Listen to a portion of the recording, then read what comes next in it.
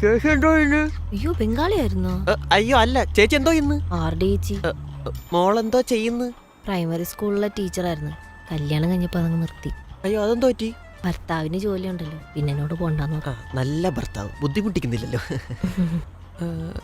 അല്ല ചേട്ടാ അവിടെ പോയി? ബിസിനസ് ടൂറായിട്ട് ബോംബെ പോയി. 2 ദിവസം കഴിഞ്ഞ് വരും. വെറുതെ അല്ല, 2 ദിവസമായിട്ട് ക്യാമറ വർക്ക് ആവുന്നില്ല, പെട്ടെന്നൊന്ന് ശരിയാക്കണമെന്ന് പറഞ്ഞപ്പോഴേ എനിക്ക് മനസ്സിലായി. എന്തുവാ? അല്ല അത്യാവശ്യമായിരിക്കും. സാർ ഓഫീസിലെ വർക്കൊക്കെ ഞങ്ങൾക്കായിരുന്നു. സാറിന് എന്നെ ഭയങ്കര വിശ്വാസം കേട്ടോ. അതാ ചേട്ടനങ്ങനെ ആണുങ്ങളൊന്നും പണിക്ക് വെക്കാറില്ല വീട്ടില്. എന്താ? അല്ല റെജി അത്രയ്ക്ക് വിശ്വാസമായിരിക്കും, അതാ. തെറ്റിക്കരുതേ. അല്ല എന്തോ ഇതിന്റെ കംപ്ലൈന്റ്? കംപ്ലൈന്റ് ഒന്നും ഇല്ല ചേച്ചി, പക്ഷെ എന്തോ പ്രശ്നമുണ്ട്, അത് ഉറപ്പാ. അല്ലെങ്കിൽ വർക്ക് ആവണ്ടേ ഇല്ലേ, അല്ലെങ്കിൽ എന്നെ വിളിക്കൂലല്ലോ. ചേച്ചി ഇതിന്റെ കണക്ടർ പോയതാന്ന് തോന്നട്ടാ. സാധനം എന്റെ ഇല്ല, ഞാൻ കടയിൽ പോയി എടുത്തോട്ട് വന്നിട്ട് ശരിയാക്കി തരാവേ. മുട്ടല്ലേ മുത്തേ, മൊത്തം മുറ്റൂല്ല.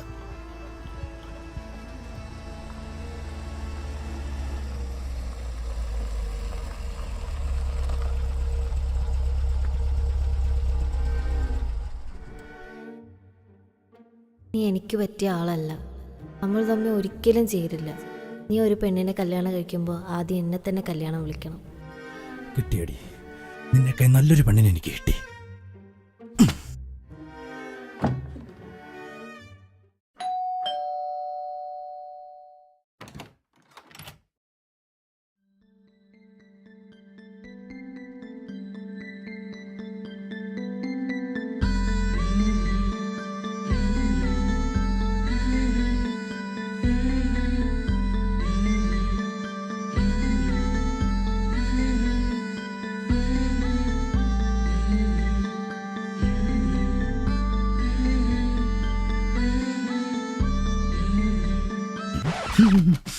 എന്റെ കല്യാണം ഉറപ്പിച്ച് ഞാൻ എന്താ കാണിക്കുന്ന? കല്യാണം? അയ്യോ കഴിഞ്ഞ്. നിന്റെ അല്ല, എന്റെ കല്യാണം വിളിക്കാൻ വന്നേ. ഓ കൺഗ്രാറ്റ്സ്.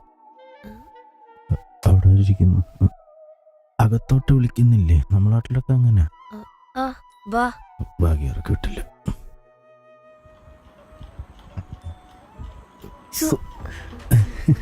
നീ പറഞ്ഞോ? ഇല്ല നീ പറഞ്ഞോ?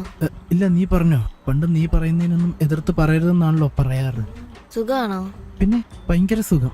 ഒരു കുട്ടിയെ 5 വർഷം സ്നേഹിച്ച് അവൾ ഇട്ടേച്ച് പോകുമ്പോ ഭയങ്കര സുഖമാണ്. നീ ഇതൊക്കെ ഇപ്പോഴും ഓർത്തിരിക്കുകയാണോ? ഓർത്തിരിക്കുന്നതല്ല, മറക്കാൻ പറ്റണ്ടേ. പക്ഷെ ഇപ്പൊ ഞാൻ ഓക്കെ ആട്ടോ.